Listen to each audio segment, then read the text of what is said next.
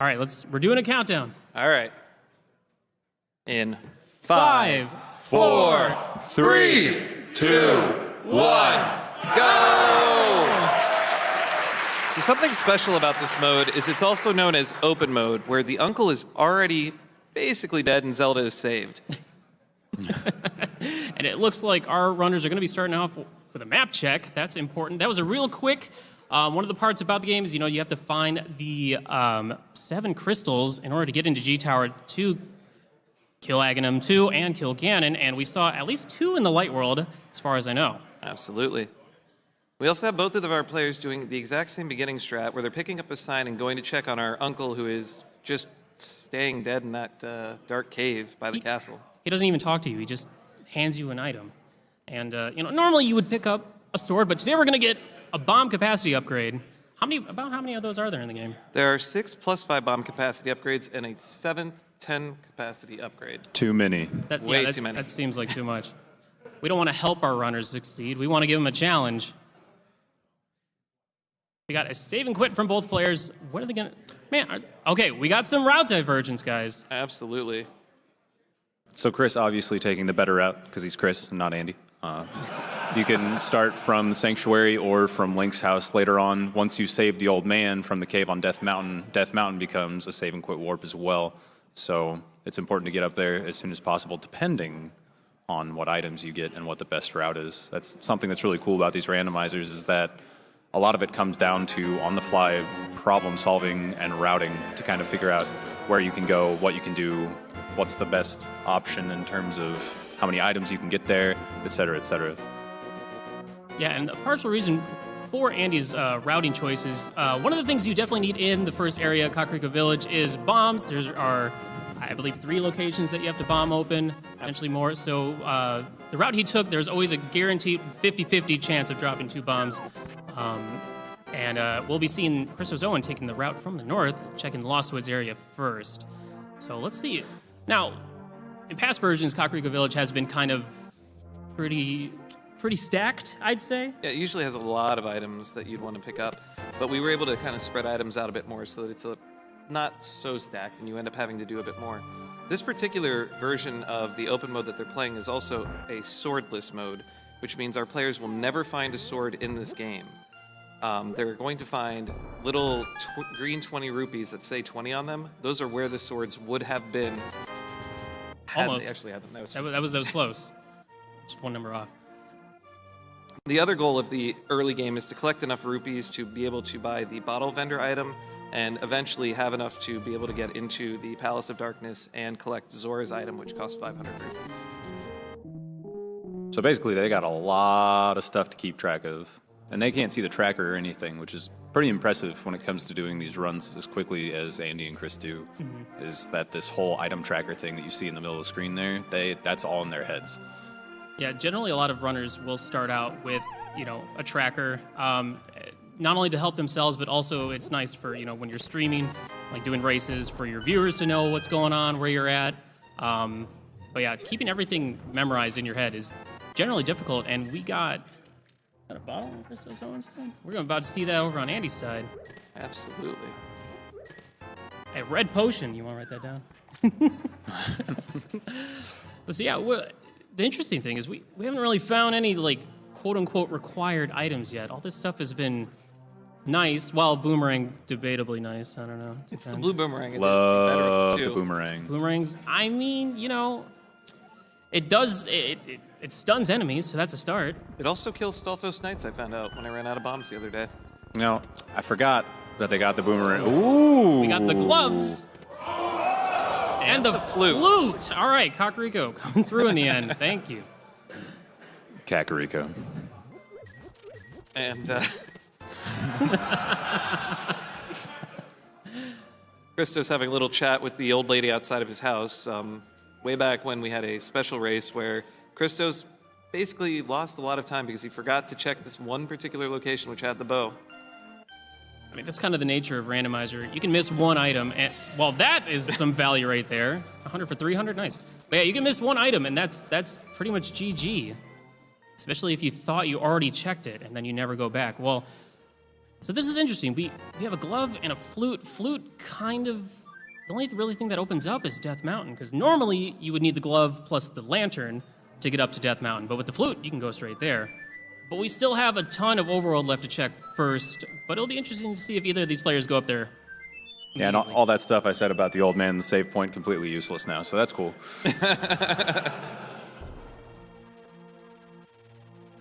This will also give them a lot more quick movement in the overworld to be able to get around. Yeah, and you'll sometimes see players go down to, like, the desert area for a quick check. You know, a lot of times people put off, there's a particular cave down there called Agina's Cave, however you want to pronounce it. A lot of players will skip it, and when you have the flute, it's a quick check to go down there and grab that and then save and quit. So, if you're on Team Chris in the audience here, can we get a nice big round of applause, big yell? And if you're on Team Andy, just stay quiet, please. Thank you.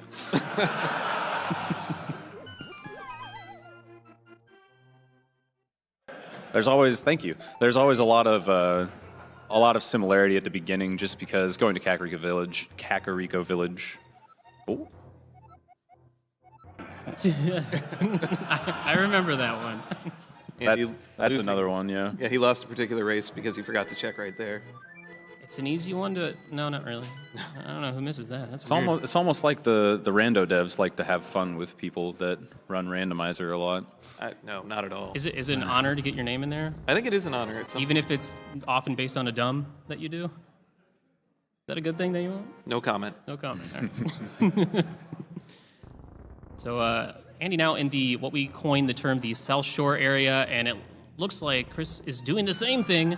They will more than likely be heading over to like Mini Moldorn Cave next, which it's going to be a little hard without a weapon, but they both bought bombs, so they might be able to clear that one on their first try, unless they're bad. We'll find out. I think both of our players should be able to clear that. I hope so. Yeah. I would be very concerned.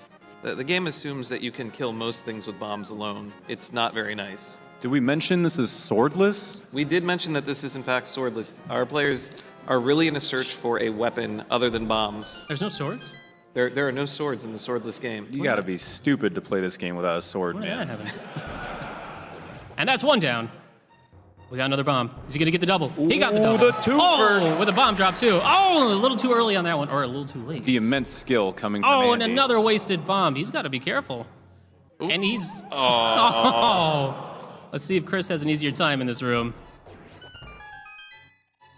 And what will our reward be? Oh, we went underneath. A big 20. A big 20, a heart piece. The Moon Pearl. Oh, baby. And half magic. Two really nice items to pick up early in the game. So, Moon Pearl, pretty important item. Kind of need that. It's overrated. Kind of beat the kind of game. Most importantly, to get to the Dark World and not turn into a bunny. Absolutely. Or whatever it is you turn into, given Yes, of the course. different sprites. With the different sprites, there are different bunny versions as well. We see both players also going for the Ice Rock Cave. Now, you know, this is another place that sometimes people like to skip, and if there's nothing here, you save some time. If it's something important, kind of... It's very interesting that neither of them can see each other's screens. They have no idea where they're going, where the others go. They have no idea where they're going. They have no idea where the other player is going. Is this blindfolded? Yeah. So it's just really interesting to see both of them essentially take, up to this point, nearly the exact same route. I wonder if they planned this, or is that just because of the flute? I think it's a natural progression. They've played this enough times. They're both top tier runners of the randomizer to be able to kind of have a good idea of what they're doing. We also good. What we saw there was what we call the fake flipper. It's a pretty big deal if you want to check a few things, but most importantly, it's what we call a sequence break. Now, the game has the randomizer has a built-in logic, and when you do stuff without using minor glitches, you kind of break that logic. So, whoa, wow. We got a mirror in the back of Escape, and more importantly, A single arrow. a single arrow. Only one of them in the entire game. Oh, Wow. Moly. They always say video games is like escaping reality, and it really goes to show you that that's true. Chris. Andy is now literate in the video game. He has the Book of Medora, which will allow him to read basically the 2 tablets, as well as get into Desert if he doesn't have a way to get to the Dark World Mire. And also read what is inside of the Master Sword pedestal. Ooh, Oh, can't yeah. forget about the Which- pedestal. Nope. Generally, people love a pedestal-required seed, so who knows? Maybe the rando gods have shined a light on us and will give us the all-famous pedestal seed. So earlier, Andy had jumped into the water through a screen transition without the flippers, which you normally need to swim. But with the Moon Pearl in hand, Oh my goodness gracious. with the Moon Pearl in hand, he was able to do what's known as the walk on water glitch and swim up into the Waterfall Fairy Cave and collect the 2 items in there by just leaving and coming back in. And he's also, like, when you're doing the water walk glitch and you get the boots, it just makes it even more, like, even better. Absolutely. This game's a broken mess, essentially. So if you're wondering what the heck just happened there, it gets way worse than that. Not necessarily what they're doing today. If you want to look into it, though, there's a lot of different speedrun categories of this game where just using the controller alone, just break the heck out of the game and do the most ridiculous things ever. Fake flippers being a minor glitch. Obviously, there's major glitches. There's so much you can do with this game. Just start walking through walls, clipping through corners, stuff like that. There's actually randomizers that take advantage of that too, which are always fun to watch. I'm not nearly good enough to even pretend to know how to do that stuff, Oh, but definitely. there's a lot of resources and stuff like that. So if you saw that fake flippers thing and you were like, oh, whew, what's going on there? Absolutely. The rabbit hole goes much deeper. And a good one to start out with is just like overworld glitches. Just once you get the boots, and then suddenly you can just clip into G Tower if you feel up to it. It's a very satisfying feeling. Oh yeah. Yeah, we see on Chris's side also going to go for the fake flippers. So Andy's little advantage he had earlier is going to be, cut a little bit short. But we see over on Andy's side, it's a little dark. Why is it that way? Why is it dark? He's doing what's known as dark room navigation, another sequence break. In fact, I don't know if these players are actually following the sequence of the game at all. They're just kind of doing whatever they want, anywhere they want. And I believe he's saving the old man right now in the mountain. Looks like it. Yeah. Which will give him another save point. Yeah, exactly. He really wants that save point. Yeah. Now that he has a warp to that exact spot anyways. And generally getting through the dark rooms is a lot easier when you have a sword because you'll have a little sparkly trail behind you. But when you don't have a sword, that's why you saw him throwing out the blue boomerang. That was his guiding light through the dark I believe rooms. they call that Booma location. I don't know who says that. Is that you? Grandpa only had $50 of birthday money, so nothing exciting there on Death Mountain. Heading up to Spectacle Rock, see what's up there. Only a heart piece on top, but with the Ooh. beer, there's a good chance of getting. Oh, Chris, come on, Oh, man. here we go. Oh, we got our He's first doing cover. it. No way. So what Andy did right there Aw. was cheat. As long as that's the only hover he does, we're fine. Yeah, we Chris don't is have being- to. We don't have to get on him for that. So another interesting thing about when you're in the fake flipper state, if you take damage, you immediately die. And Yes. that would be really bad if Christos had taken damage before picking up the boots here. Yeah, because who knows if he would have gone back and tried again. So Are we just going to gloss over the fact that Andy just walked over a pit? No, Yeah, it's we're, not- we're yeah, I think people already expected that. They already know, right? There's only- If you want to talk about it, There's only you can- 150, 200 people. I'm sure all of them know. We've all- Everyone we've all watching seen- at home it's- knows it's a what's it's brief been discussion done. that the game checks to see if you are falling every so many frames, and the dashing takes precedence over it. So while you're dashing, you can trick the game into thinking that you're still standing on something. And he was utilizing that to basically walk over the pit by dashing really, really quickly. All you have to do is press the dash button for 1 frame and only release the dash button for a maximum of 30 frames over and over and over again while holding forward. It's pretty free. Is it the opposite of I that? think it's- yes, you release it for 1 frame and press it back down. And, I don't know. No one knows how to do it. Can anyone learn how to hover, Patty? No. Oh. Oh, there you go. Don't listen to the lies you hear. It's impossible. So we saw on the Ether tablet just some couch cash, so not really getting any value out of that book so far, and we only getting 10 arrows for our first item in Tower of Hera. So let's find out where our next progression is going to be. Andy taking a few hits from that mini Moldorn. What's he thinking about? He's thinking about leaving. It's a good idea. Look at him turning his head. Another Or note Andy. about the tablets and the Master Sword pedestal, well, at least the tablets anyway, because you don't have a sword, and normally in the regular game you need the Master Sword or better to be able to get the item there. In Swordless, you need the hammer. It's the next best thing. It's magical. It has something to do with MC Hammer Pants, I think. I could see that. Alrighty, and we got our first play over into the Sahasrara Eastern Palace area. Or no, second play. We saw him earlier. Did we find anything? I think Christos came over Yeah, here. I I don't wonder think if there was we'll- anything interesting. We'll see the play into Eastern itself, which, generally it's a safe play to make, but, when you go in there without the means to complete it, you don't want to double dip dungeons in general. I'm thinking that he's going to go to desert since he has the boots, but no fire source though. Yeah. Let's see what happens. It's also still a sequence break. They shouldn't be able to get into desert at this point in the game. I yet. mean, he's Oh, yeah, already that's a he's good already point. broken the heck out of it. Might as well go with it. Oh, we got another green potion on the desert ledge. cares? We also saw Chris skipping out on the bug net, so that's one less safety for him in the future. It's also Not that he's going to need it. in Swordless, it is a weapon that you can use to Oh, right. reflect Aghanim's balls back at him. That's a good point. That might actually be required. So the Aghanim fight, you have to deflect the fireballs or the spheres back at Aghanim to damage him, and usually you just use your sword to slash them. But because this is swordless, you can either use the hammer or the bug net, and I don't think usually the hammer works. No, the hammer actually the hammer works does regularly work in vanilla this game. normal. Okay, so the hammer and the net both work in the actual normal A Link to the Past game.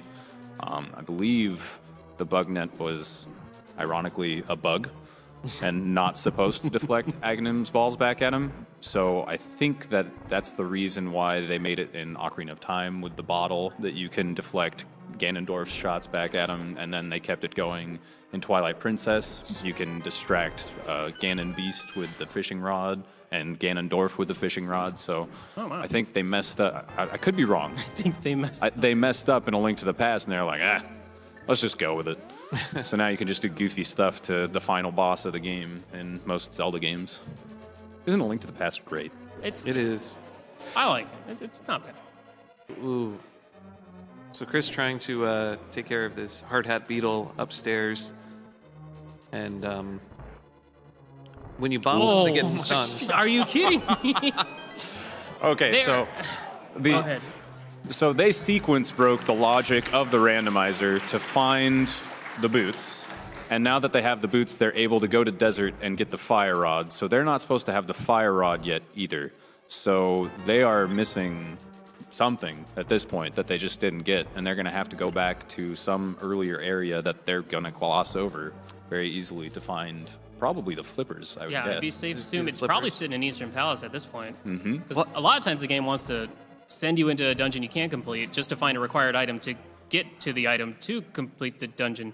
It's very entertaining. It could also be the hammer or the a glove upgrade to get to Dark World. That's also an option. So, but yeah, that's huge. Deeper and deeper. Well, that's also the thing about sequence breaking is like you can't just sequence break a little. You got to just keep on going. You got to keep Absolutely. going with the break. How deep does the rabbit hole go Exactly. before you headbutt into a dead end and cry?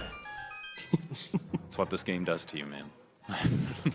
And just a big 20 from Agnes Cave. So what do we have left to check at this point? We still have the 3 potential items in Eastern Palace. What else we got? I can't think of anything. So we're looking for a hammer or a glove to get us into... escape. There is escape. Oh, that you yeah, can go yeah. through at the front. See, that's half the of thing it. about open mode, is that you don't have to go through the entire escape sequence at the beginning of the game. And then once you have the fire rod and the boots and the moon pearl and you're starting to think about going to Dark World, you forget that, Zelda's sitting in a dungeon somewhere calling for help, which, it's kind of important. Well, she's not actually down there. She's already been saved, but if By she you? were down there, Vitorp took her out of the dungeon and put her in the sanctuary. So.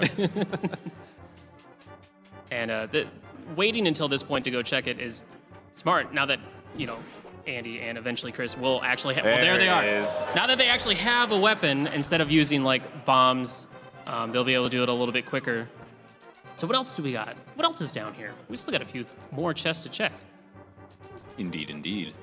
And while they're checking chests, I think now would probably be a good time for some donations if you have any. Absolutely we do. First of all, here's one from Vega, and their comment is, "Dang, son, where did you find this? I mean, really, where did the pug farm find all this money? But here's my match donation like I promised. Vega donated $1,360, matching that community donation." Also have the $70 from In the Name of DT, working hard back there on the tracker for the stream, says, "Hey guys, here's $5 for every crystal that will be collected." That's 14. Think dorm. Let's see. We have Anonymous with $25 who says, "Donation to Andy's choice. Pug life." And here's $25 from Cross Product, who says, "Good luck to Andy and Christos. I don't want you guys to get too far off track, but I'll donate an extra $25 if at least one runner talks to the NPC sitting at the bar." So we had Andy go ahead and pick up some blue mail using the bonk rocks, which is really going to help him out, although they seem to have a fair amount of hearts at this point. I think our runners are probably going to be relatively safe from here to the end of the run. I'm hoping for a few Ganon hugs at the end. I'm not going to lie to you. Big Piggy needs love. Well, yeah, that. Oh, that's. Now that's interesting. Who knows? That could be a thing. So there's, for those of you that might not know, there's an item in the game, half magic in the normal game that you get by sprinkling magic powder into a little bowl you find in a cave, and a bat comes out and gives you half magic. And they already have half magic, so that's thrown into the randomized item pool. But that means that there could be an important item in that same cave, and they might need the magic powder to get that item. And to get that magic powder, you have to beat the first Aghanim in the top of Hyrule Castle, which is a huge pain in the tuchus. It very much is. Luckily, though, they'll know that they don't have to do that just yet until they get...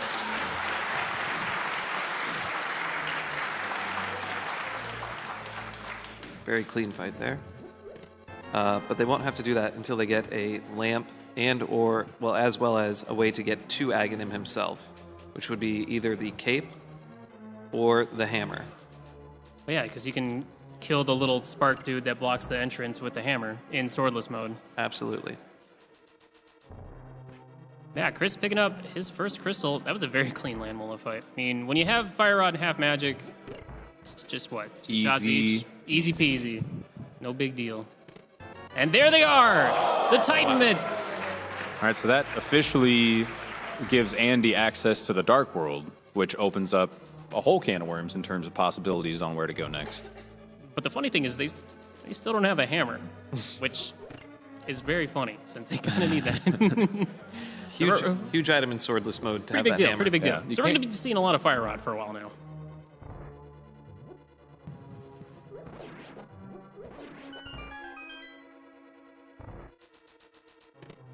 Oh, okay. So a very important item was just found in swordless mode. You can hit Ganon with the hammer. It's something we enabled. There was actually code that said you couldn't hit him with the hammer, and we're like, well, you need to be able to hit him with something. So we let you hit him with the hammer. The only problem is in the final phase, you can't hit him with the hammer, or it's really, really, really, really hard to do so. So the silver arrows are actually required to be able to kill Ganon, like the original game, the first Legend of Zelda game. So that is a huge item to pick up right there. But right now, all you can do is, chuck them. Just chuck in arrows. So they still have to find the bow. What else? Cane of Samaria, obviously the hammer. We haven't seen the Dark World pendants yet, so we don't know exactly what dungeons they have to do. But if Turtle Rock is a crystal, then they're going to have to fight Trinex, and obviously you need the Ice Rod for that, which they don't have. Swordless Trinex is, it's a treat. It's special. Lots and lots of pausing. All right, are we gonna? All right. Well, there's our first sword. Well, kind of.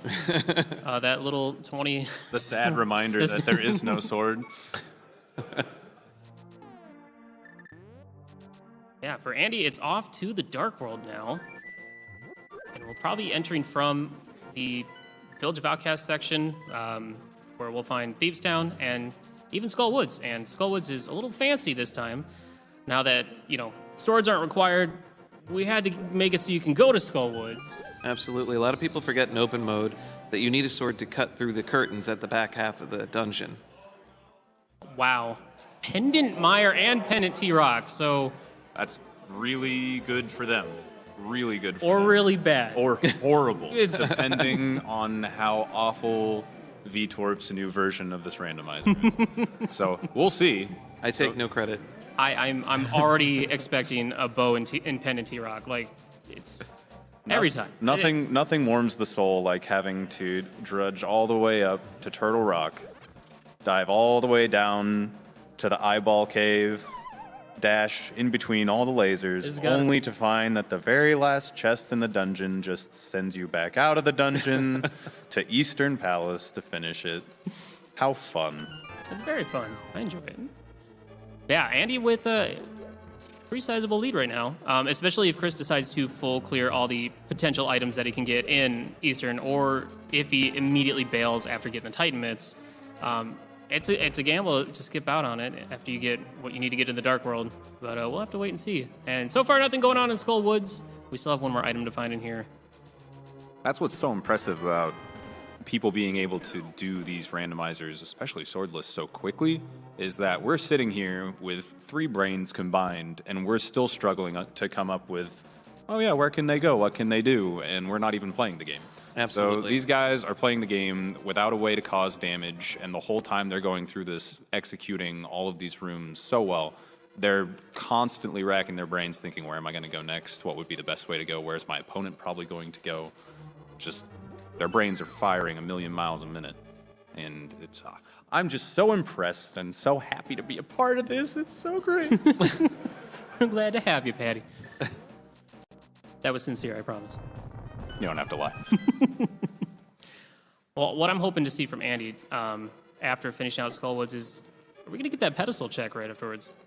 He has all the things necessary to go ahead and check that out. Oh, he's dancing. Dance all day. Yeah, the nice thing about, having half magic is you really don't have to worry too much about Mothula. Generally, it's, 8 shots with the fire rod? 8 shots with the fire As long as you don't keep hitting him into the spikes. Mothula is a little broken, just in general. We all know it. He knows it. Yeah, they did not do a good job programming Mothra at all. I think it's a wonderful fight. They fixed it later. Anytime you hit Mothula into a spike, it negates any damage that you've done to him. I think that's an excellent way to code. It's just part of the challenge. Yeah. I just love that given that information, they decided, if he doesn't take damage when hit into a spike, why would we not just cover the entire room in moving spikes? And a treadmill. Send it to print. All right, this is looking pretty good so far. It's also he's worth being remembering- so nice. I know. So nice. Just keeps moving down in the middle. That's easy. There will be, hopefully we get to see, just for our own amusement, we get to see Chris have just the worst moth of all time. I want Chris to win, but I also want to see just a really awful, mean, horrible moth. Looks like Chris is going to just dip right into Mire to find out what the entrance requirements are, and also check 3 chests pretty quickly. Getting the map check from Chris, since we were looking at Andy when he checked before. Absolutely. It was so fast, I didn't see it. Was it Quake? It looked like a Quake It medallion. was Quake medallion to get into.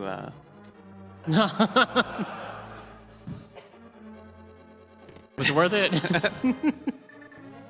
I thought they just played Final Fantasy. I'm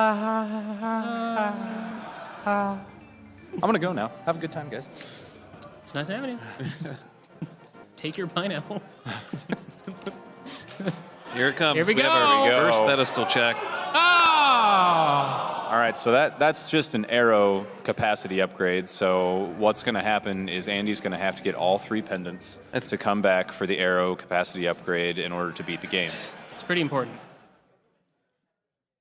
I'm sure he's really torn up inside getting that information. It's rough. Everyone wants a pedestal seat, especially the runners. They love doing all dungeons. Yeah, you have just crushed the hopes of some of our donors as well. Oh, no. A lot of pedestal comments up here. Let's hear some of them. Oh, okay, sure, why not? Here's Blue Green Mikey with a $500 donation who says, I've been excited for this race ever since the AGDQ schedule was announced. The link to the past rando community is the best in all of Hyrule. Let's see some Key Sanity appearing at this Summer Games. Pedestal hype! Aww. Nope. Also, Nemesis with a great comment here. They also donated $500. So incredible. Said, hello, AGDQ community. Thank you for your extraordinary charity. I have been an AGDQ and SGDQ viewer for many years, and for the first time, donor. I admire your work very much. I've decided to make a donation because my wife had her best friend die of cancer 3 months ago. I would like to dedicate this donation to the whole randomizer crew. It's so much fun to watch your tournaments and listen to your commentators.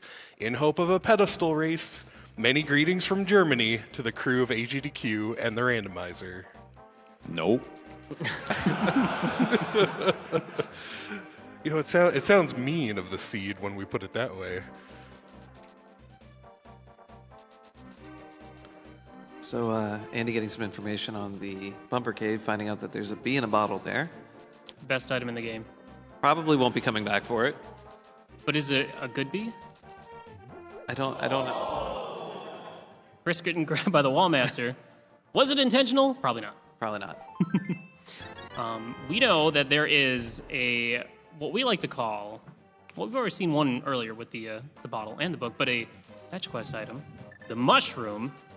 They'll have to take that over to the witch's hut to turn that in, which is a lot easier when you have the flute. But we'll see. We'll see if they decide to keep it as well. It's the same kind of thing as the magic powder as before. You give the mushroom to the witch, and the witch puts magic powder in the hut for you to collect, but because the magic powder's somewhere else, it's a different item, and they don't know what it is yet. Although there is a possibility that Andy may want to hold on to that mushroom for a while. Given that he knows that the magic powder is at the lumberjack, if there is something at the magic bat, there is a way to glitch the magic powder into pretending to be the mushroom, or vice versa. There you go. And he might hold on to it for a little while, depending on whether or not he can get the Cane of Samaria. I really hope we see that. That'd be awesome. I will interrupt your strategy meeting for a moment just to announce that we have beaten the record of donations from AGDQ 2015.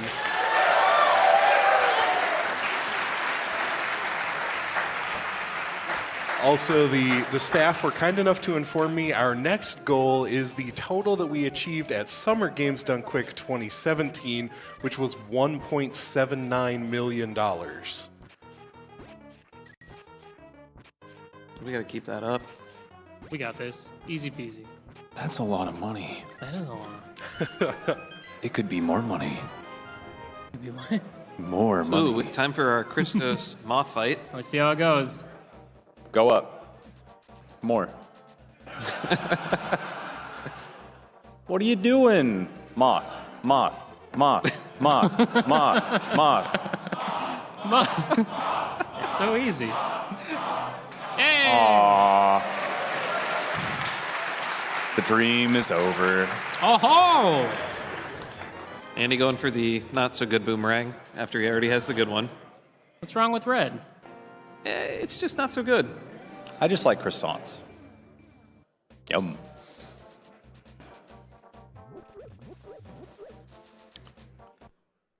And our friendly flute boy here, who normally gives us the shovel, not giving us much of anything, 20 rupees.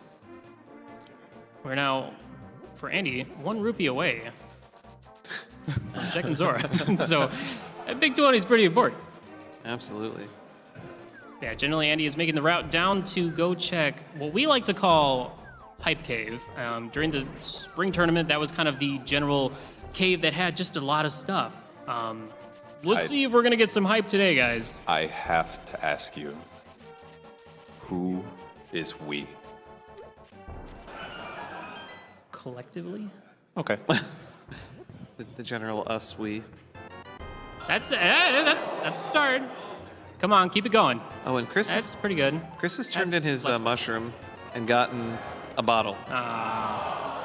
How terribly exciting that cave was. I fell asleep a little bit during that. That's And unfortunate. then I think Vitorp, you noticed that Chris actually went and checked the mushroom. Yes, he went ahead and just turned that in. He said, I have no idea where the powder is, because he doesn't actually know where the powder is. He doesn't. Chris does something that can pay off or can, be horrible, and he doesn't check the item up under the lumberjack tree.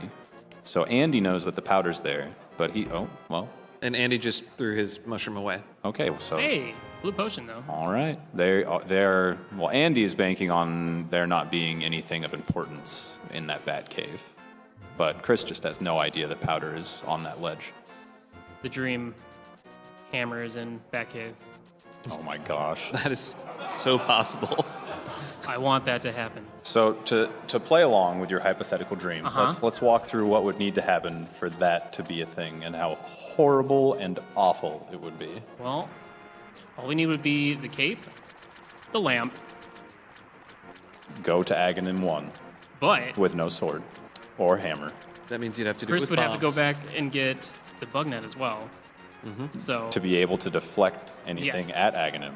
And then once Aghanim's defeated, the lumberjacks go away, opening up the tree that they have to bonk open to get the powder, and then take the powder to the hole where they would have to have access to the Dark World to mirror past the hammer peg because they don't have the hammer, to jump into that hole, powder, and get the hammer from the bat.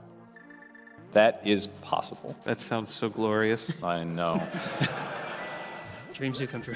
So, yeah, from Zora we only got a heart container, as well as Digging Game only dropping a heart container. So what is our next progression?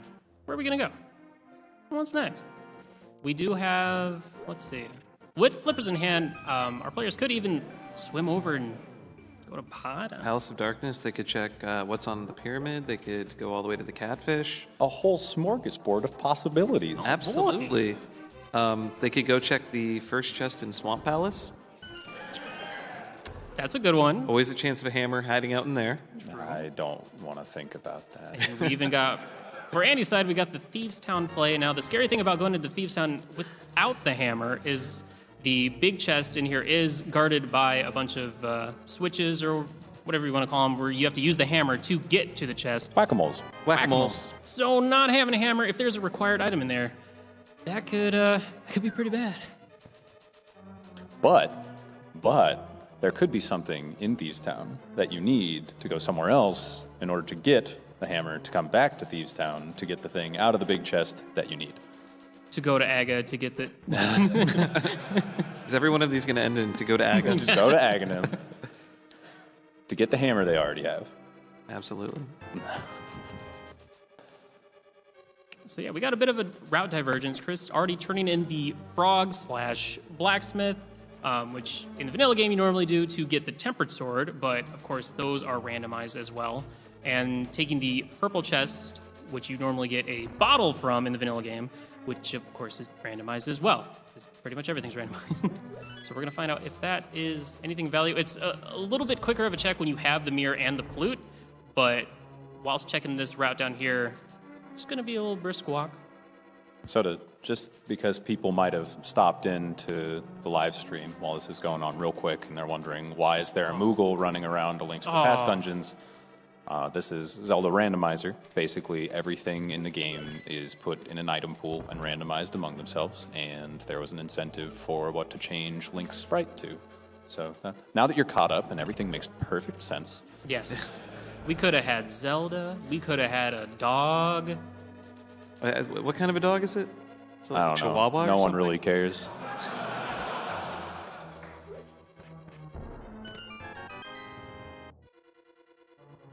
All right, nothing really of value happening up in Thieves Town yet. But this is going to be big for Chris. If this turns out to be something big, a lot of people like to put off Purple Chest for a very long time. Oh my goodness. Chris takes the lead. He's actually going to be set up to go check Bombo's tablet, which is always a little more exciting than the purple chest, just because the purple chest is awful. It no has one nice likes it. things. Sometimes. Hey, All right, so he'll need to come back there. just got to find that hammer. I believe it's about 300 rupees usually. A horde. That's what a horde is, I think. Now, is that like in general, like a unit of measurement, a horde is 300. It's 300 rupees. So like Donkey Kong Country, he has exactly 300 bananas. Yes. Oh, okay. This is becoming a definition of horde now. All right, and Chris now about to receive his unhype Oh boy, I'm excited. red tunic. Red tunic's not too bad when, like, you know, you can't do any damage to anybody. Yeah. I mean, the important thing is it changes the color of his belt to red, and I believe Link's eyes will be red now. Ooh. So this is important to note. Right now, Andy has no way to actually defeat that boss. Because in this boat, you know, the only way you can defeat it is if you have either the Cane of Samaria, the Cane of Burna, which is the blue cane, or a hammer, or a sword. There are no swords. We don't have a hammer or the other stuff, so it made sense to just bring Blind to the boss room and then bail out, because it's a quick, easy way to go back and check that later, or finish that off later. So it looks like Chris is going to make the same play to Thieves Town here, or Thieves Hideout, whichever. And I won't correct you. that's okay. He'll be leaving Kakariko Village to get there. Andy, on the other hand, is going to be... Andy's going to be doing some new stuff here, possibly doing that Southern Hyrule movement that Chris already just did. So it looks like they're just kind of swapping places. Yes, Probably Be a good time for donations. A great time for donation. It's a good time for donations? My favorite words. All right, here's a donation from K. Farnung. They left us $150 and simply said, looking forward to seeing a Link to the Past randomizer during prime time. Thank you, K. Farnung. And also Meg with a $1,000 donation. Said, as always, had to get my donation in during Andy's run. Lots of Pug Farm love to Andy. Good luck. Oh, and here's to killing the Yoshis. We have some other Yoshi incentive donations here. Duck Duck Moose with $150 said, my girlfriend and I have been arguing about killing the baby Yoshis for the past couple of hours. Luckily, I'm the one donating. Die, Yoshis, die! Speaking of some other bid wars, Anonymous donated $150 and said, please understand. Okay. We apologize for Hammer interrupting hype, that donation. hammer hype. No, good. Take it away. So we were wrong. Normal people get the chest and take it to the locksmith guy. But, you know, this is Andy. So he decided, I'm going to take the chest to North Dark World and check for things. And now, poor Chris. Chris still has a good opportunity after this. There aren't a whole lot of spots left for him to go to. I think the reason why he took that route is because I believe he had already checked what we call Cave 45 along the way down there. Circle of Bushes, Red Boomerang Cave. The Red Boomerang Cave is where we found the Red Boomerang this time. Yeah. So that's probably why you... Oh, okay. I don't know. I'm just going to chalk it up to he's a cheater. I don't know how. It's the easiest way to do it. We love throwing that word around. We'll never be able to prove it, but I'm just going to go with that. But the hammer is huge. It lets him basically do a lot of things now. Like hurt enemies. Yes. Like, Actually hurt many of them. Yeah. like you can now kill Moldorm or Oh, baby. Blind. You can use the hammer to get over to East Death Mountain, where there is a smorgasbord, I would say, of items. Horde of A horde. items. I don't know. Horde's a bit much. Literally 300 items over here. And you know what? We may be seeing some more hovering here pretty soon. Oh, too. maybe. There is a very particular cave that you generally need a hook shot to get through. We like to call it the hook shot cave. That's usually what we call it, Yeah. Hookshot Cave. It's simple. The usually a hookshot cave. I like that.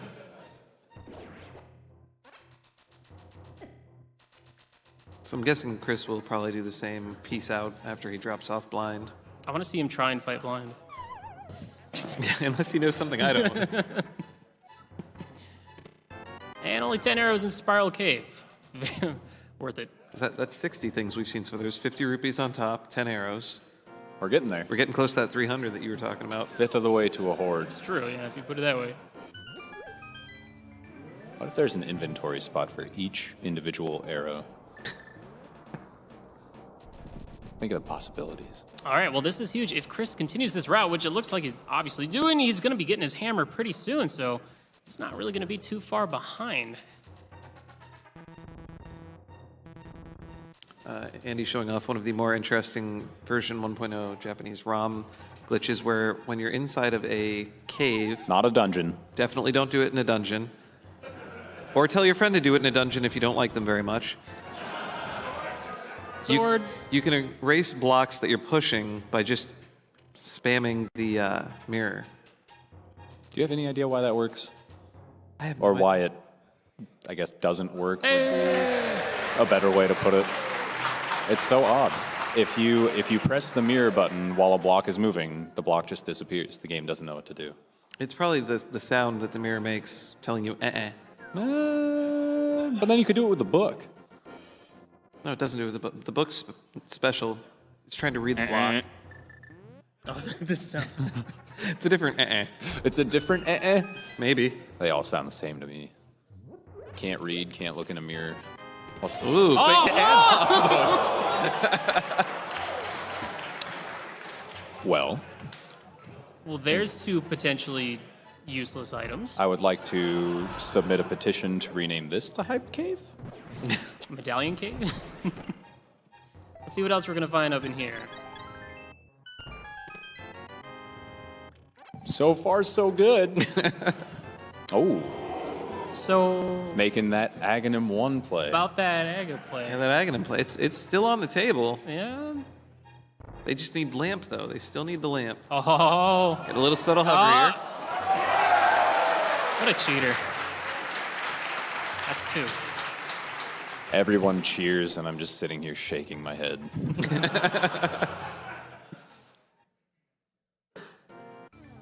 I have a related donation, actually. $3,000 from Program Max. Yo, Max. Thanks, dude. And he says, how am I supposed to heckle Andy if he can't hear me? Thankfully, Patty has me covered. Good luck to both runners. Here we go. Will Andy do the thing that he loves to do? I think it's almost a given. Hear it? Oh, Yep. yeah. Believe it or not, I'm walking on air. There's one. Never thought I could be so free. I'm a dirty cheater and my name is Andy. Playing LTTP. Aw. Boo. You gotta hover the whole thing. Oh, Andy's arm got tired.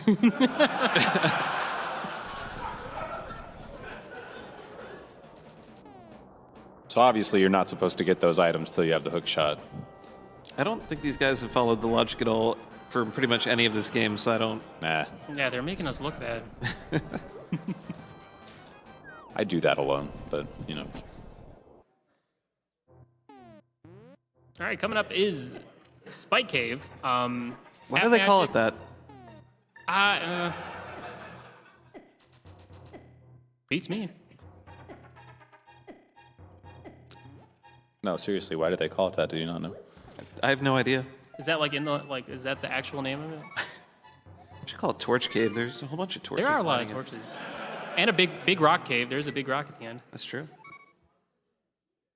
And Chris is going to find out what the medallion is to get into T-Rock is, and it is Bombos, which we did get up there. So they're going to have both medallions they need to get into two dungeons that they might not need to set foot in anyways. So, woo!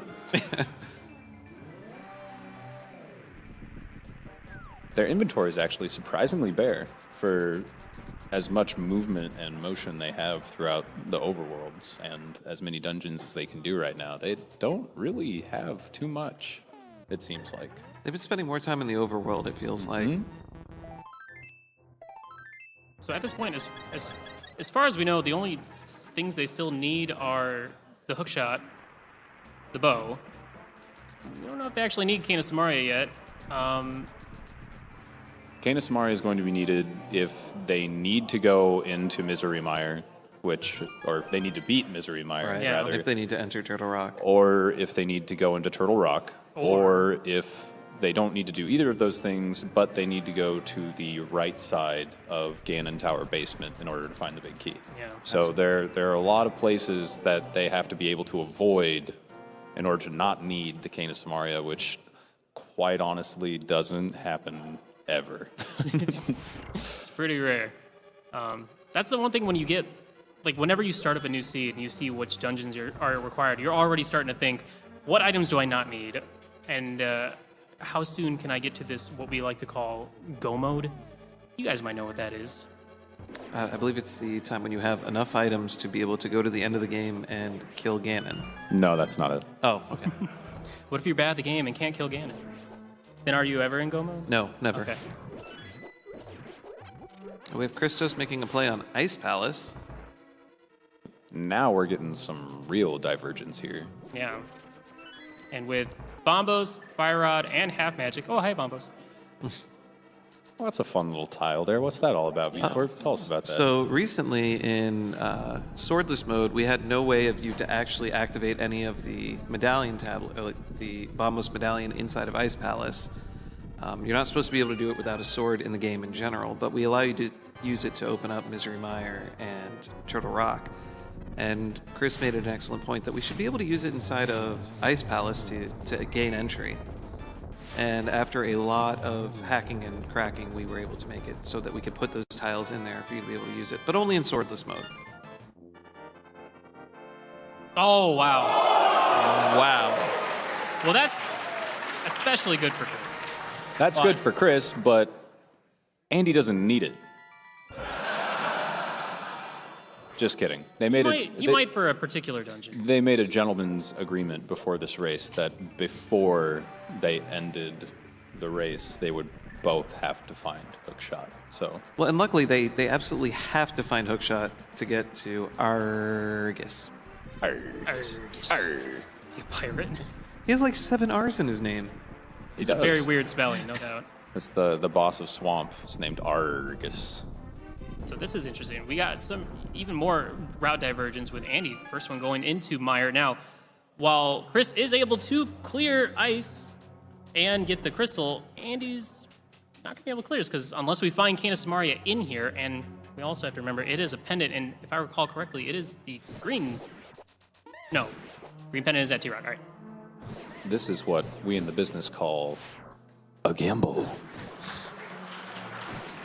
Chris pulling off a bomb jump there. And Andy 2-cycling the Wizrobe Serum. Okay. It's fine. It's still good. Yeah. No sword. If you don't know, you can line yourself up on certain pixels and blast yourself over certain gaps. There's a lot of guides for it, especially in Ice Palace. Yeah, bombs are pretty useful in a lot of these rooms, as we've been seeing. The penguins are really weird because, like, you'd think they die in one hit to a fire rod shot, but they don't. They don't know, but But- they're scared of the hook shot. And bombs, like, Got that thick coat of blubber. yeah. Yeah, let's find out if there's anything of value in Mire. Oh, the big key. Oh, that's huge.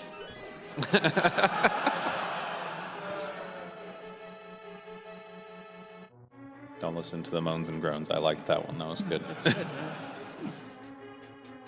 Ice Palace is also just one of those interesting dungeons where there are a lot of ways you can route it, with or without hook shot. You know, there's a bomb jump in that room that you can do. There's like 2 other potential bomb jumps, and you know you would never use that in any other way of playing this game. So it's kind of fun. There's just playing it normally, where you go through the dungeon, don't bomb jump.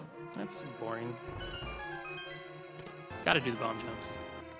Got to show off somehow. We also have to check the map over on Christos' own side in case he forgot how to get through this dungeon. I'm in Ice Palace, right? Yes, I'm in Ice Palace. Okay. I'm going to be real with you. Most people forget how to get through this dungeon.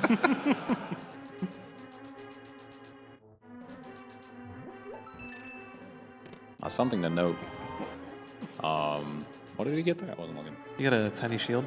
A what? Tiny shield for Andy? Got a little tiny shield? Yeah, he's got a little shield. A little Moogle with his shield. It's adorable. A little paper plate. Oh, at this moment, I'd like to thank everyone that chose Moogle for the Shout-outs. sprite choice, because, oh my gosh, look at that cute little shield that thing's holding. There are actually a lot of amazing sprites that you can use. What are we up to? Like 40 now, maybe? 70, 7? Okay. I think. Unique sprites. It's a lot larger than I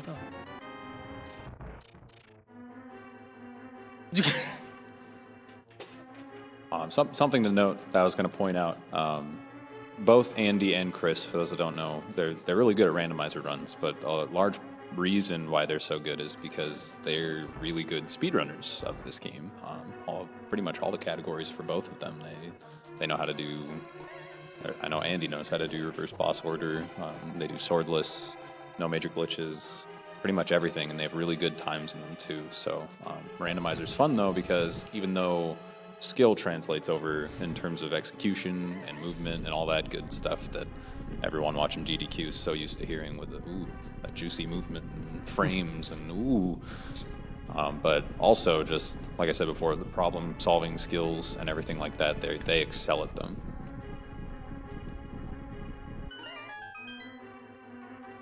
Chris more than Andy.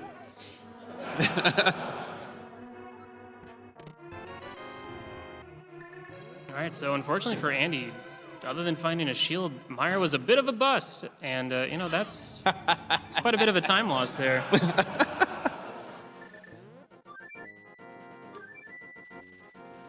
You never know. You always want to. Sometimes you want to make those pendant dungeon gambles. Well, I think he's going into a good dungeon this time now. So Chris is coming up on Cold Stare here, and again with the tile thing, sometimes you can get down to Cold Stare and you might not have a fire rod. So one use of bombos though, and boop, all gone.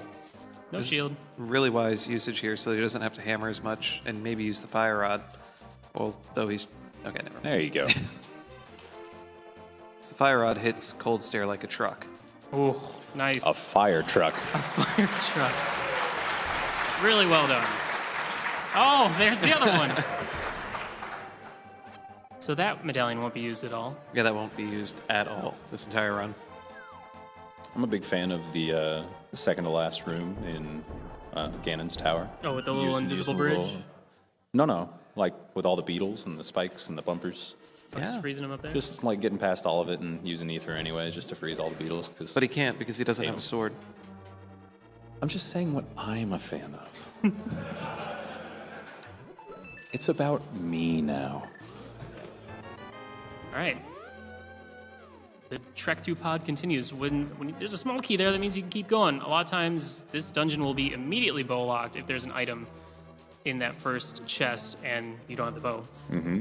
So there are mimics in the right side. That it's one of those classic Zelda rooms where you absolutely have to kill the enemies to move on, and mimics only die. Oh my God, he's gonna do cheating this again. Hover. Absolutely. So about that bow.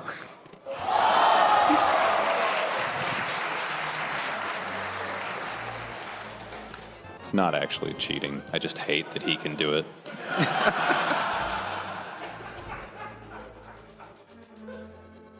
Normally, you need to get past those mimics I was talking about. Absolutely. Because you need the bow. But no. More than likely, he's not going to find the bow in the back of the dungeon, though, because of that. I would imagine not. And now we get to see on Chris's side the blind fight, which sometimes can get a little hectic, especially when you don't have a sword. But you got plenty of health. And I mean, they have a few magic pots as well to refill the health. It's a quick fight. It still looks hectic. But there goes blind. Well done for having the hammer.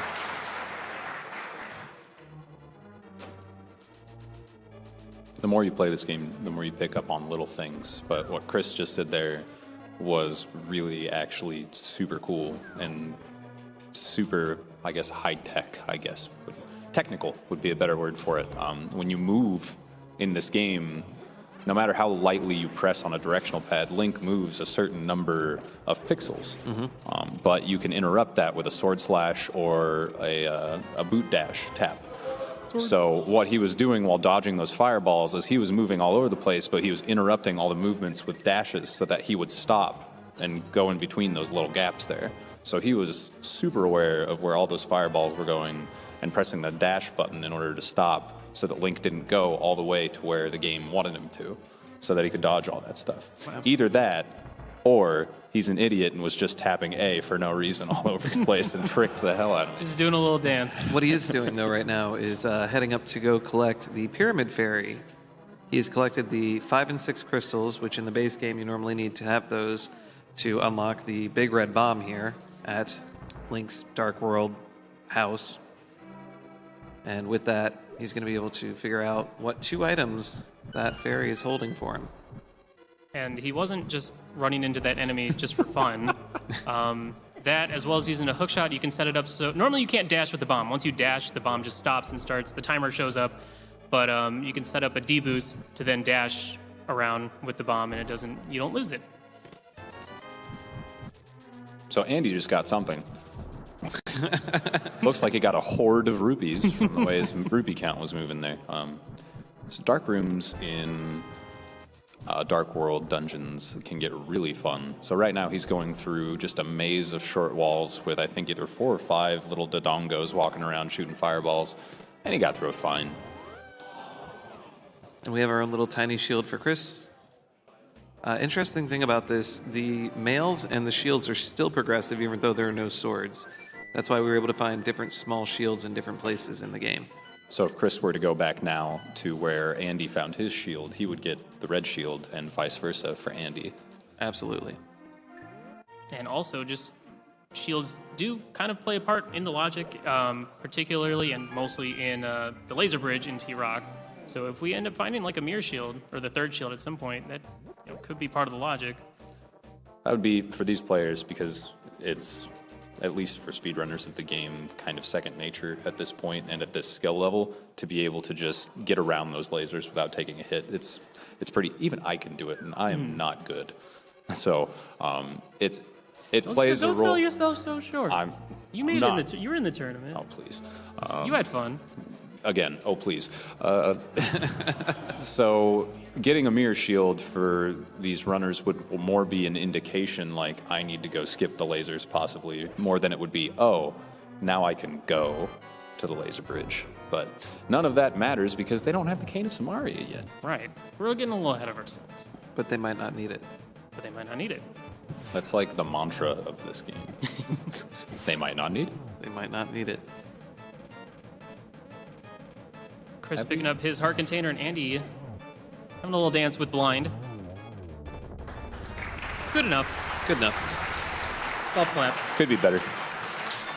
The only thing we're sure of right now is that we need the bow and the lamp, usually. Usually. These players don't seem to care about the lamp. No. But Dark rooms, no we're past the point of needing a lamp. what if the lamp is at the magic bat? I'm sorry, the bow. What if the bow is at the magic bat? Ooh, that's the last hope here. For those of you that are as sadistic as we are, hoping for the worst possible seed, put all your money on bow being at bat. So now normally for Andy, you'd be able to, if you had the sword, you can do one of the more fun tricks is the hammer dash or just item dash in general. Without a sword, you just bonk right into these little pegs. So we got to do the slow route of bonking them each individually. Like I said, this game is a broken mess. Big 20. Hype.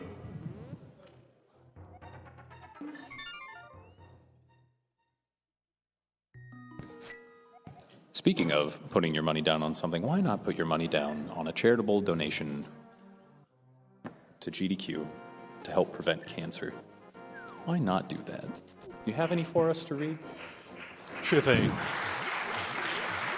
Let's go back to that one I was about to read when Andy had his hammer hype. It was anonymous, and $150 was the amount. Their comment was, please understand there can be one name only for the Breath of the Wild horse. And, of course, they were donating toward the incentive to name the horse Awata. We also have a $50 donation from OPT Lawyer. They say, gotta give a shout out to the randomizer crew. Good luck to everyone involved. This randomizer got me playing my childhood favorite Zelda game so much more than I ever have before. Thank you all for letting me be a part of the LTTP Rando community. And thank you all at GDQ for putting this whole event on. Money goes to not validating the run, because no one really wants to check that chest. Here's $35 from Magius, who says, Andy, Christos, Willard, Carcat, Vitorp, Patty, Desirect, Small Hacker, DT, Filian, and of course all my fellow Rando community members. Hey, it's me, Magius. I just had to donate for the race. I mean it. It's gotta be an epic race. Hope Andy hovers Trolldorm too, and Christos maybe can too. I'll see you all in the post-race race. Good luck to all of you. Now please just remember that pedestal is always hype, and let's all hope this isn't a jet seed. From all of us that can't be there, I want to wish you all luck. Thank you. Yes, thank you very much. Scrivo with a $20 donation said, Scrivo here. Best of luck to my good friends Christos and Andy on their race. I've had some larger donations coming in tonight as well, although every little bit helps. Roy Koopa with $1,000 said, good luck to the Numpty and Pug, but mostly the Numpty. Donation to Christos' choice there. Good.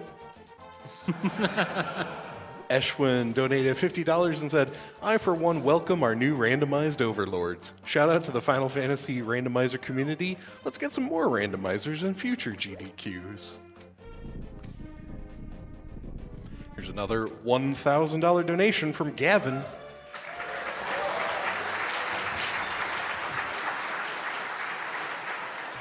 And thank you, Gavin. We appreciate it. They said, I want to donate $1 for every Games Done Quick run I've watched as VOD on YouTube. Lost count, rounded up. All right, so we have Christos checking out the infamous Swamp Palace, which is not in a place that you would think the swamp would be most of the time. It's more of a sewer palace, but, you know, I'm not going to argue that with anyone. Don't judge. It could be a swamp palace if it wants. Thank you. You're welcome. And Andy making the play into Ice Palace going to be picking up that hook shot as well as the crystal from Cold Stare. I don't think we've actually seen anything of value in Swamp. A lot of times players like to skip this left side because it does take a bit of time. And Chris might be about to realize that he probably should have. But we'll see. I'm seeing this chest could have everything. All right, so it paid off pretty well.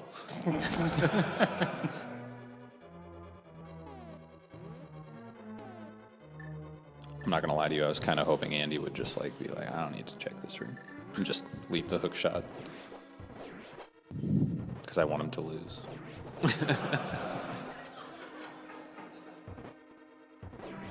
Wouldn't it be better to wish for a player to win as opposed to a player to lose? Not in this case.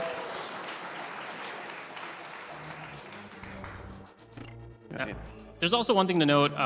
This fight against Argus is kind of really obnoxious when you don't have a sword. So it's actually pretty much like turn-based. It's a turn-based battle, you know.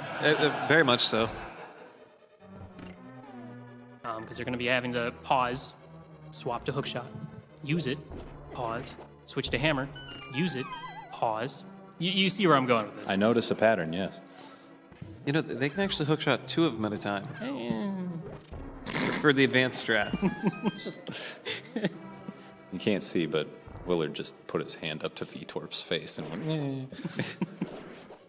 rude as heck. Didn't happen. It's making stuff up again. I'm pretty sure that happened. I was right there. How could you see? Yeah, woo! Andy hovered again. Wow. No, I actually think they were cheering for Christos not getting sucked back down the stairs on the Ice Palace. He didn't? He didn't get sucked back down the stairs. Okay, I'm actually excited about that. What? So on these right side stairs, when you come up the first time, if you do it just right, you don't get sucked right back down them. But the camera gets messed up normally, and you'll climb up the stairs most of the way.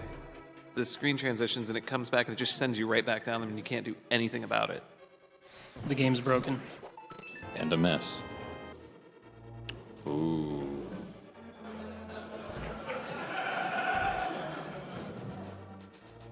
Welcome to GDQ at night. After dark.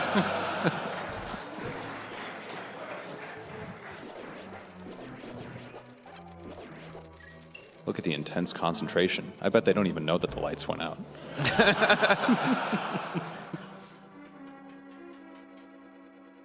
Anyone bring popcorn?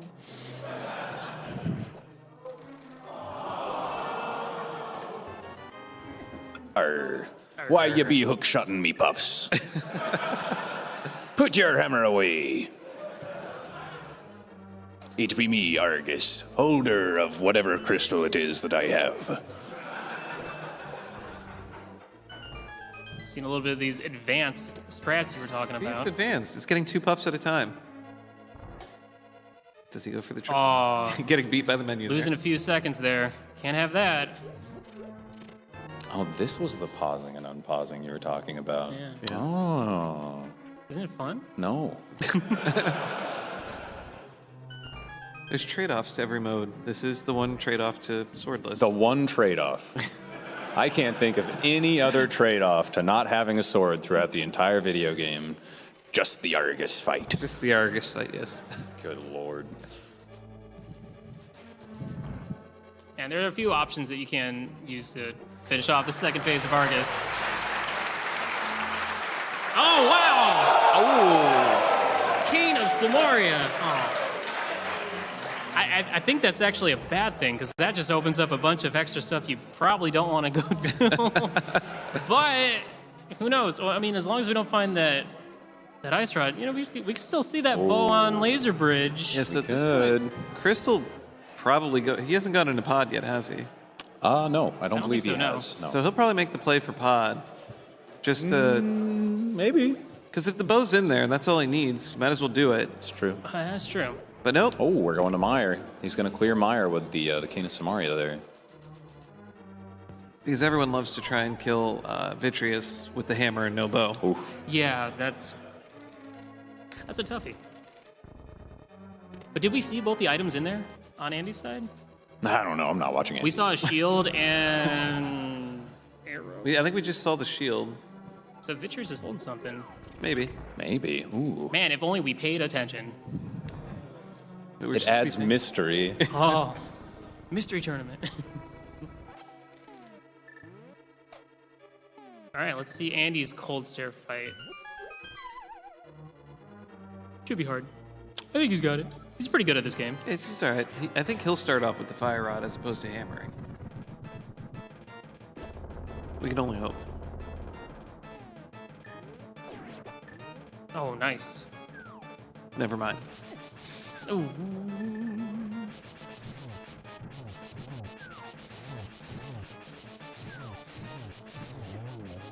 There's one. There's two. There's three.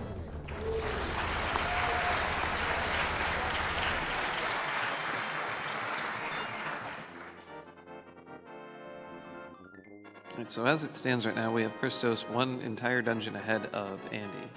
In terms of completion, Christos doesn't know what's in pod, though, so if he makes the play for pod without getting the bow first, then that's going to lose him some time over whatever Andy does, considering he's done that. I don't know. I mean, he could have gone to pod, but he went to Meyer instead. Right. So he might go up to Turtle Rock next. Maybe. As long as he doesn't find the bow before going to pod, then Andy's... It's pretty much anyone's game, but if he does end up finding that bow before diving pod, then that's going to put Andy at quite a disadvantage. And from Good. the looks of it, it looks like Andy's going to be making the swamp play. That was really cool with the Cane of Samaria there. What happened? Well, he did a Samaria dash, which kicks the Samaria block way off into the distance, and then he exploded it when it was in the exact right spot to be able to kill both the blue Bari and change the crystal switch at the same time. He's a fancy, fancy boy, that Christos. Stealing that.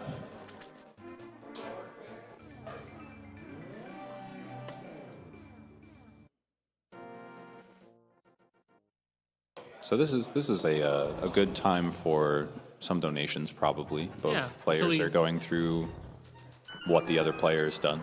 Absolutely. Right, okay. Yeah, and here's one that it could give you something to discuss, I'm sure you were going to cover later on anyway, but Anonymous donated $250, said, "Good luck, Christos and Andy. I'm hooked on these randomizer games, and A Link to the Past is the best. Another $250 if the big key is in chest 11. So I'm sure you'll talk about big key placement as we get closer to Ganon's Tower. Let's see, in the meantime, more donations. Wolfman 2000 with a $215 donation. It says, "Everyone, I've been looking forward to this run all event, and I hope you are all hyped for it as well. I'm donating $1 for every possible item location except one.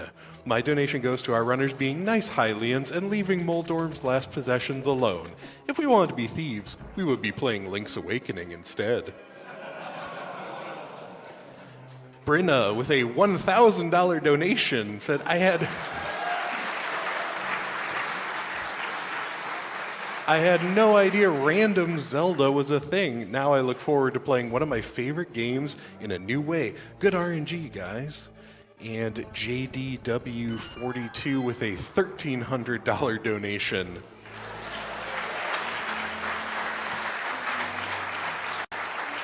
I wanted to fit this one in for sure. JDW said, "Pedestal hype may be dead, but I'll donate another $25 for each time Aga 2 shoots blue balls." Thanks, JDW. And we've got a donation here from Derheinian. And they say, their comment here is, "Zelda Randomizer has meant a lot to me over the last few months. The spring and fall tournaments were a constant companion during late nights and early mornings with my newborn daughter, Lily. It's awesome to get to see it featured at AGDQ. Good luck to both the runners." And this donation goes to the choice of whichever runner reaches go mode first. Thank you for the $200 donation there, Derheinian.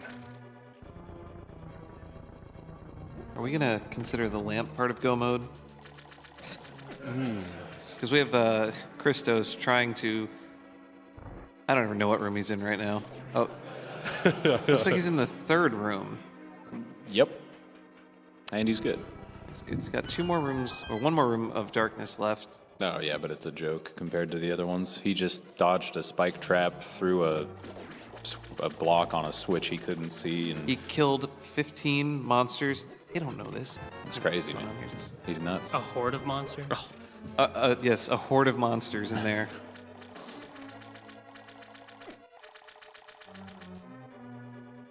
We have a $100 donation from Old Man Sunshine. Their comment, "Loving the Zelda LTTP randomizer. Here's help toward the new 1.79 million goal." Thank you, Old Man Sunshine. All right, so Christos is about to enter one of the most original bosses in the Zelda franchise. Literal bunch of eyeballs. Very unique. No other Zelda game features any boss with eyeballs that are a weak point. I'm pretty sure there's not a single other one. I can't think of any. One of my favorite bosses from the game. It's a bunch of little eyeballs and one big eyeball. Just super scary. Speaking of super scary, having to use the hammer in this fight, I mean, he does have red tunic, but he's gonna be opting to use that blue potion just to extend his life a little bit longer. This is a tough fight. Usually you want a sword, obviously, but just a bow in general would be nice too. But who knows? The only trade-off. Maybe he could be holding the bow. You never know.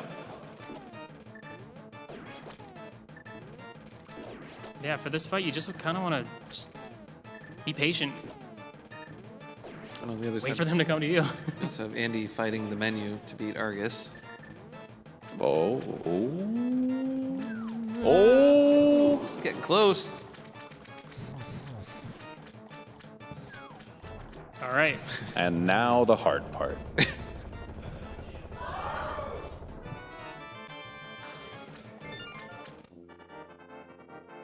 I'll be walking up into the goo there. Oh, jeez. Chris, don't you do this to me. There we go. There we go.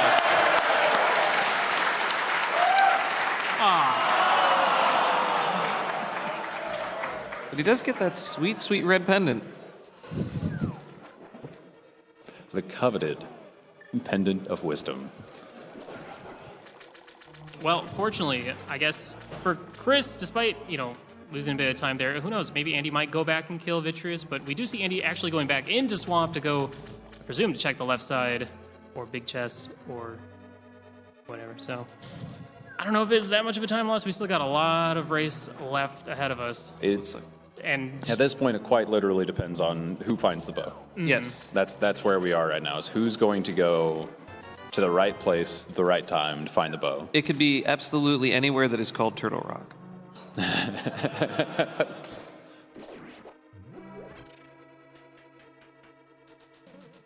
now I would assume Chris is going to be probably making the Turtle Rock play. He still does need to check, Hookshot Cave, now that he has a hookshot.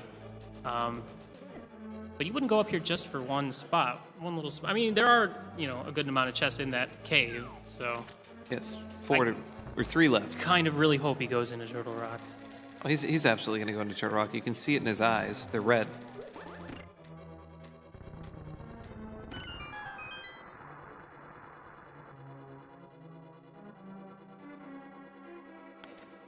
So another fun thing with blocks that you saw from both players in Meyer and Chris just now in this cave, basically when blocks are moving in, especially this version, specifically this version of the game, they just don't work right. They're real bad. Chris just hook-shotted through blocks to hit another block that was static, and then hook-shotted a block that was next to a block. He pushed through that block and then ended up inside the block and walked out of it to get through it.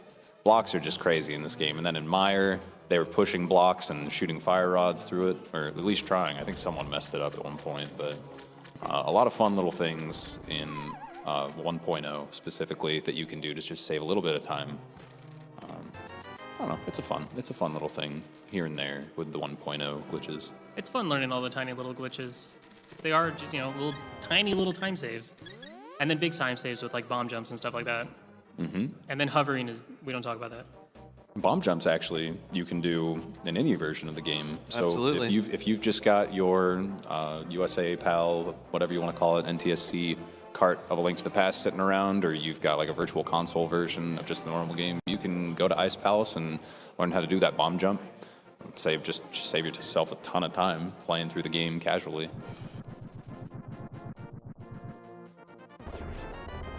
Rupee Horde collected. The heart of rupees. Totally worth it. We just saw a moonwalk off of that. It's really nice to always see one of those. All right, we're getting this Turtle Rock play. Here's the big play. The bow is in here. That would, as far as we know. Does it look like Andy's going for the same play right now? Oh, man. I think he is. He's going right up to Turtle Rock. Oh! And he's out. He's out. There it is. He's out of the dungeon.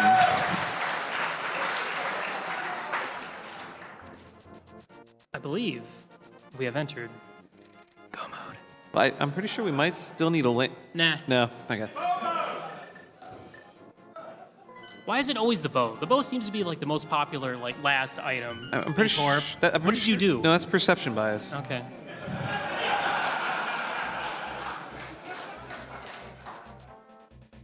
See, I think the big thing here is going to be that Chris doesn't have the bug net.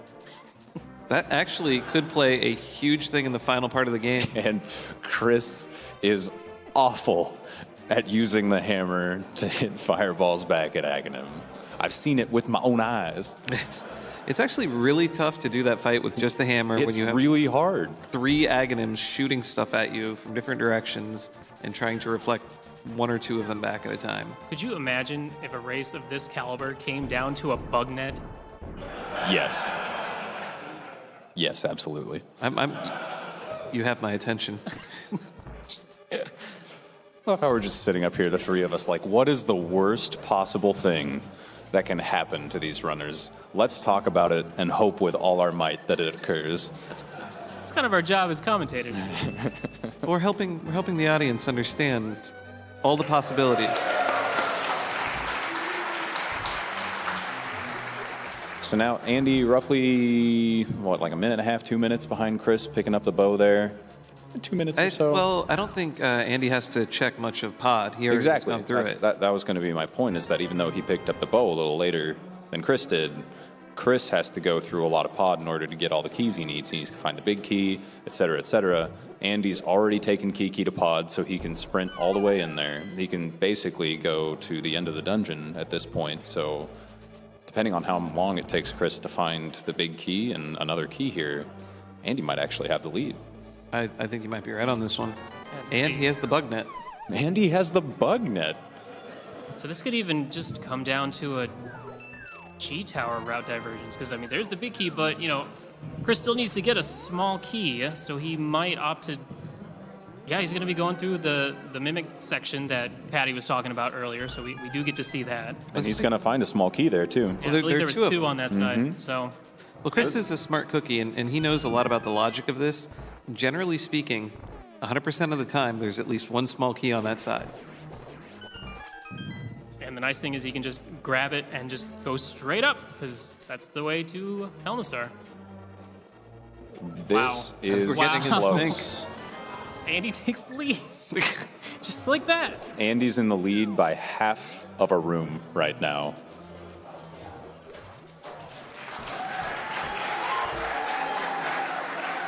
Andy's in the lead by a full room right now.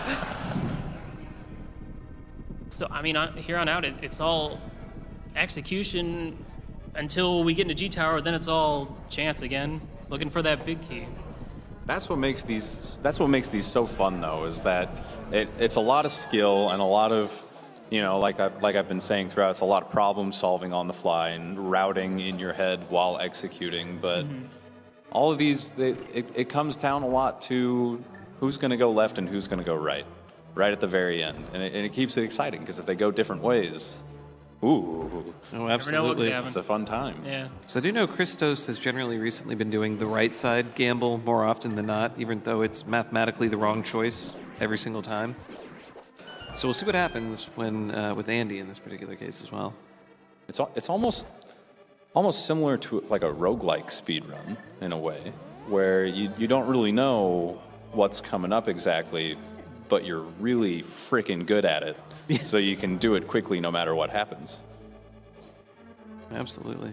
All right, let's see who's got the better Helmistar King. It's only 7 hits to the face with Plus the 10 hammer. more. 17 hits with the... You were close. I rounded down. To 7? And with the bow and the silvers, just a one-shot. Fun little thing about Helmasaur and his helmet. If Helmasaur, he didn't do it for either player, but Helmasaur has an attack where he shoots out a fireball from his mouth and it splits into 3 fireballs, and those fireballs split into 4 fireballs each. But if he shoots out that fireball, or there's fireballs on the screen at all, and you break his helmet off, They all disappear. they all disappear because the helmet becomes a bazillion different sprites, and they have priority over the fireballs. So the helmet appears as a bunch of different sprites breaking off, and the fireballs just boop, gone. So it's a pretty good strategy sometimes if you have 16 hits on Helmasaur's helmet, To wait. and he stops and starts charging up a fireball. Wait a little bit. Wait for like a second or two, fireball comes out, hit him the last time, then you don't have to worry about it. Yeah, but our players got pretty fortunate not even have to deal with that at all, because he never even used that attack. And also fortunate being able to just immediately do pod, mirror, and then finish off Eastern Palace and grab that last crystal. I can't believe it. After all this, you know, we're almost an hour and a half in, and our players are a room behind. Come on, Chris, you got this, buddy. We're not playing favorites, right? No.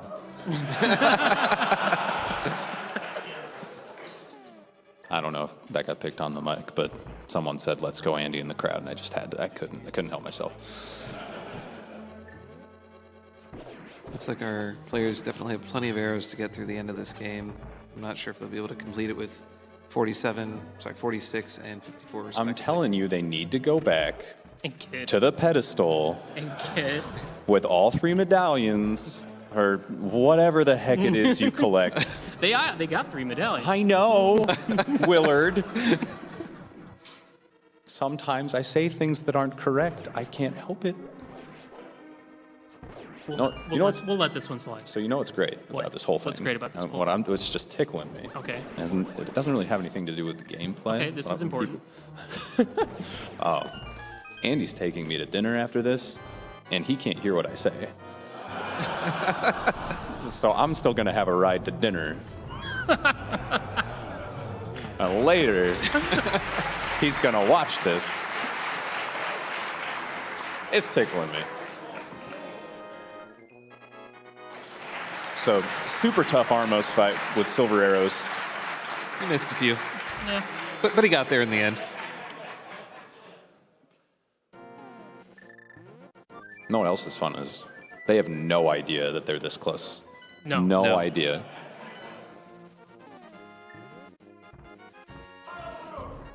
So we have some people already shouting out in the room where they think the big key is going to be. So we like to play. We're not going to know. We like to play a little game. Call your shots. We like to play a little game. There are 22 chests. And one of those chests is going to have a big key in it. Hopefully. I feel Hopefully. like I'm in The Price is right now. Everyone's calling out numbers, saying $1. saying what number chest the big key is going to be in Ganon's Tower in a little while here. I don't know, guys. What do you guys think? What are you feeling tonight? I'm honestly hoping because they're trying to go through this game as fast as possible. Maybe somewhere after the tile room. Oh my gosh. I'd like to see another Armos fight. That one was too fast. I missed it. I see what you did there. It's clever. I want it to be on the torch. On the torch. But someone goes full right. Skill-based speedrun. Actually, yeah, that's They're really that's close. A good idea. Could be on the right side. Those two chests would be nice. And Yeah. Let's let it come down to execution. Let's let it, because we have control over where it's going to be. I'm using my commentator powers. Torch. Lionel has it. The enemy outside of Ganon's Shooting Tower. lasers. My favorite number is 19, so I always just go for whatever the 19th item they check is.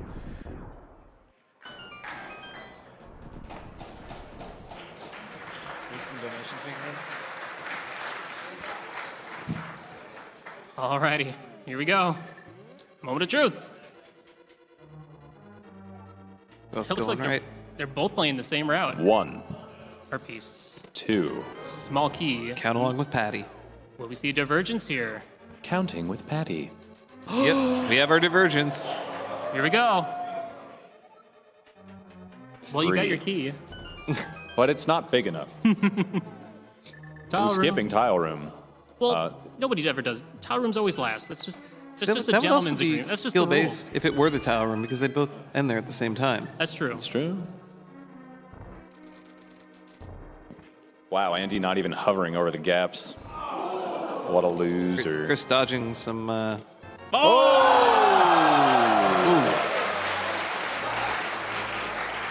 Five? Yes, that was 5. If you guess number 5, Congratulations. pat yourself on the back. If you didn't, sucks to suck. This is good, though. Chris is at least going to be... He got out the mirror, which means he'll be going back to the left side as soon as he picks up that key. But how much time is he going to be able to save going up the gauntlet? Who's got the better execution here on out? That's all it is. I mean, we're not going to be checking any more chests along the way. Or are we? I don't know. Chris could be looking for that bug net.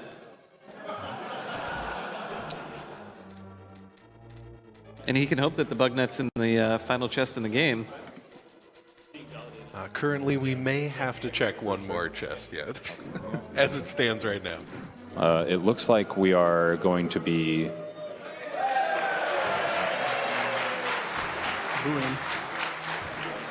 It looks like we're going to be checking what is commonly referred to as the validation chest. So the runs will be validated. So they say. So they say. I thought killing Ganon was all the validation you needed. No comment. Okay. Since both of them are climbing and we've discussed the chest, I just wanted to mention a donation here. Our friends at the Yeti have chimed in once again with $12,000 for charity. Their comment, Yoshis are animals, right? Well, it wouldn't be a GDQ event if I didn't restore balance to a race like that. So they have balanced out Safe Kill the Yoshis. Can't wait to watch Grand Pooh Bear Rex Super Dram World 2 with Sky Bills on commentary. It's going to be a good time. Don't miss it. Hummus. Thank you, Yeti.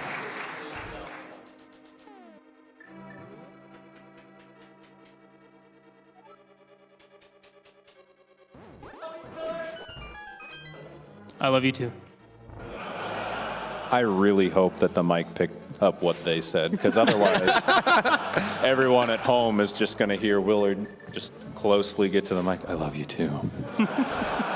You know, I really kind of feel left out that both of you have said it now, so I love you too.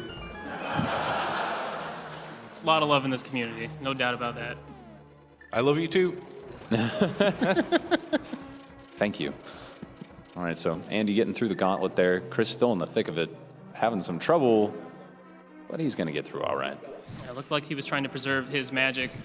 He does have half magic and opting to use the hammer instead of using the fire. Soft lock. Come on, Andy. It's not going to happen. It's not going to happen. Soft lock. Not going to happen. Come on, buddy. Wait for it. No. Dang. No, he's fine. So that door to get into the room with that staircase Andy just went up, if one torch goes out, and that door closes on the exact same moment that you go up the staircase in the middle of the room, every single sprite in the game despawns, which means there's no Moldorm, which means there's no validation chest, which means not only can normal people not get across the gap, because there's nothing to hookshot, but also no validate.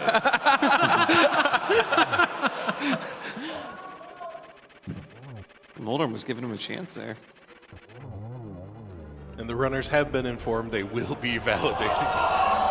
Oh, he did it anyway! You know he was going to do that. Have you guys ever thought about how cool Andy is? Holy moly. Right? He is so cool.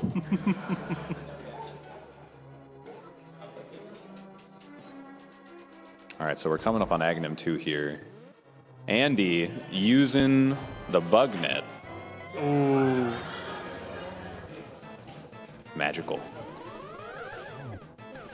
There's one. The only problem with using the bug net here is that it takes forever for the bug net to go around, whereas the hammer is very quick comparatively. Well, that's 3. We're halfway there. Oh, man.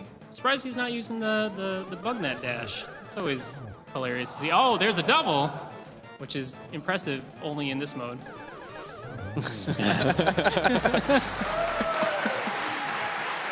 So, we haven't really talked about it too much, but the race isn't over yet. Oh, absolutely not. Ganon without a sword is one of the most ridiculous, stupid things. I don't think Chris was too happy with that. Well, I think the first iteration, we honestly were going to just put a sword in that last chest in the game. Oh. And then we said, well, why? Let's just make it so you can use the hammer to kill Ganon. Ganon saying something a little morbid there at the beginning. And of course, a hammer basically works like a tempered sword, which, 24 tempered sword slashes. Oh, wow. And taking advantage of that top right spawn, that's like the perfect place for him to be. Did he get it? Did he get the 12?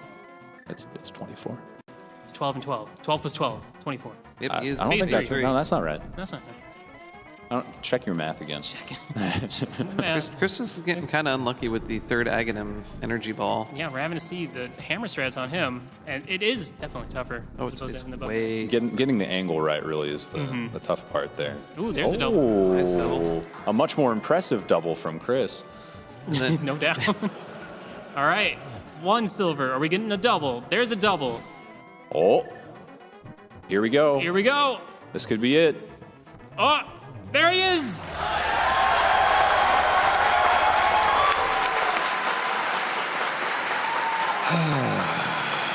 Sorry, Patty. It is a sad, sad day here at AGDQ. Nah, that was a great race. Yeah. The Windfish. Congratulations to Andy taking game one. Taking game one of the finals here. Taking game this one best of three. one.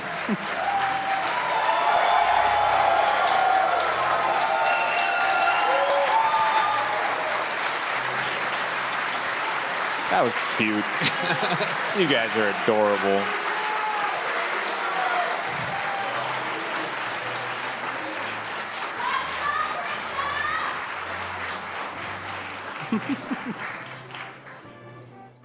All right, now that they can hear what I'm saying, I have to be a little more cognizant of that.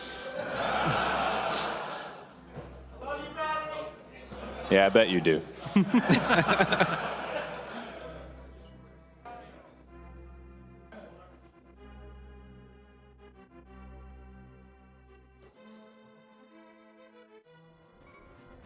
Oh.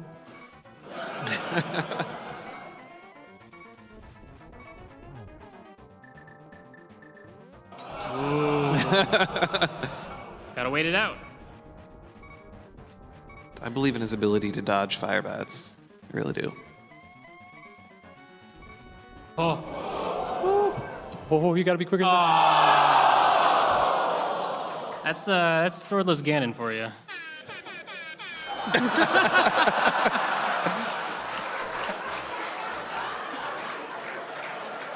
Thank you for that, Patty. I always keep my air horn with me. I'm just so glad that someone died. I've been waiting to do that forever. Oh, there's This is a really spawn good right spot. there. Yeah. Getting that nice lineup that just will constantly knock you right back against the wall.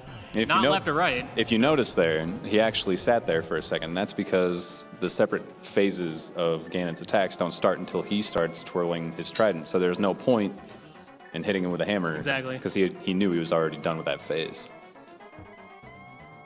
Lots and lots of tiny little things that you got to think about when playing this game. Because at that point, it's just overkill for the first phase.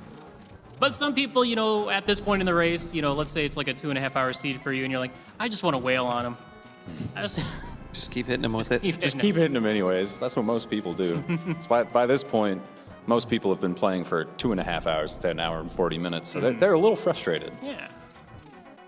I always liked how Ganon tells you where the silver arrows were in case you were like, oh yeah, I probably want to use those on you, don't I? Pretty big deal. Ooh, he got away. Go for the silver list. Sneaky piggy got away. Do the silver list. Oh, so close. One more to go. Did he? Nope. Hammer. When hammering up hitboxes, itty bitty. There we go. Yeah, there we go.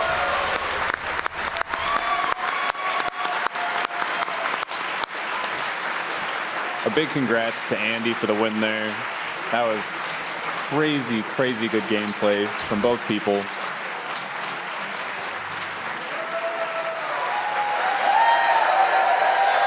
GG, guys. A big thank you to GDQ staff for letting Randomizer in, showcasing Seriously. a little bit of a different brand of speed gaming. Definitely find the Discord. Come join us. Play some randomizer. Yeah, it's so fun just to sit down with all your buddies and Speak up. it's so fun just to sit down with all your buddies and do a rando race. It's super easy. But yeah, so find us on Discord and come play randomizer with us anytime you like. There's so many different randomizers out there that are fun to play. We'll see you all there soon. Thank you to our runners. All right, and again, a huge congrats to both runners, especially Andy for winning. That's Andy and Christos Owen. You can find them both on their Twitch channels. They're on screen.